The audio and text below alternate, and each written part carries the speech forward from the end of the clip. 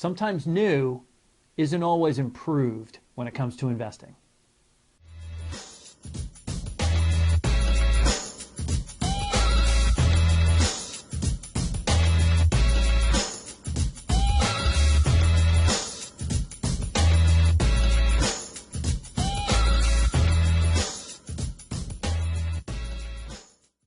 Welcome to take 6 of episode 25, the Bobby Bonilla.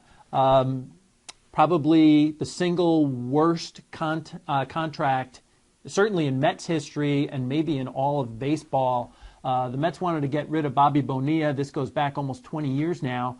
And they called him in with his agent and said, hey, we want to release you. We owe you about $8 million left on your contract. Would you be interested in deferring this money for 15 or 20 years, and we'll pay you 8% interest? Well, Bobby and his agent thought about it for about 11 seconds and said, sure, that's great. Take $8 million, compound that by 8% for 15 or 20 years. Get back to me with the math. It's a gigantic number. The Mets didn't care, though. They were smiling all the way to the bank because they had a money machine called Bernie Madoff, who was clocking in at 10% a year. So they were actually going to make money on this, but the joke's on them, so too bad. So what we do in these videos is we get topics that our clients want to talk about, or people on social media are reaching out to us with questions. If you've got a question, lay it on us. You may see it in a future video. But right now, Casey, what are we going to talk about today? I recently found out that I can check my 401k on my cell phone. Do you think that this is a good idea? It's great that there's so many things that you can do on your phone now that make life a lot easier. You can check the weather, you can check out a lot of things on your phone and find out instant information. But sometimes too much information can be a bad thing, like checking your stock portfolio or your 401k on your phone. It's a little dangerous, especially if you're like 94% of the American population who's a little emotional when it comes to investing.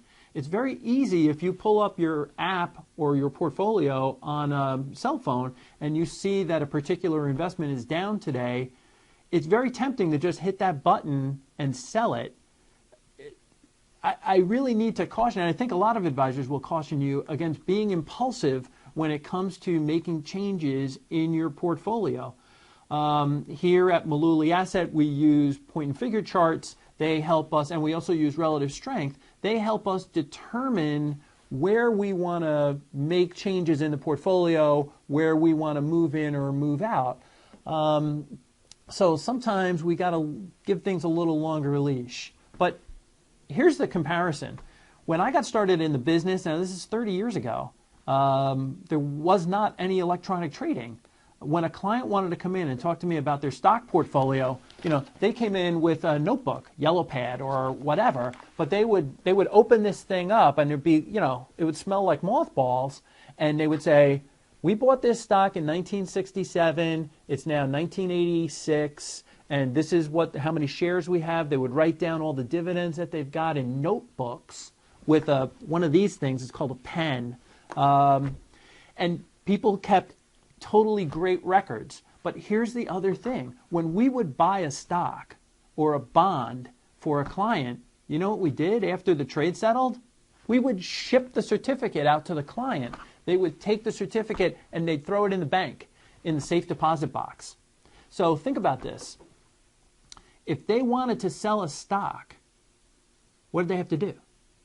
Well, first of all, they're going to have a conversation on the phone with their broker. Hey, do you think we should own this anymore? Okay. Then what do they have to do? Then they have to go down to the bank. They've got to get into the safe deposit. They have to get the certificate out. They've got to bring the certificate down to the broker. They've got to deposit it in an account. Then it has to go through safekeeping. It's going to take about 2 weeks to sell an investment. So it really makes you think long and hard about whether you want to get out of something. Now, that sounds really archaic and really old-fashioned, but here's what happened. It kept people in investments a lot longer than they would today, because today you can look at your phone and say, wow, it's down 1.5 points. Sell. Get out of it. think having access to your 401k or your investment account on your phone may lead to more overtrading or more impulsive decisions. That's not always a good thing. I'm not advocating that we go back to, paper and pencil like we did 30 years ago, but there's got to be some kind of happy medium.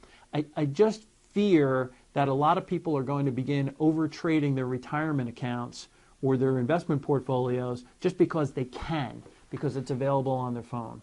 So while there might be an app for that, it may not be for you.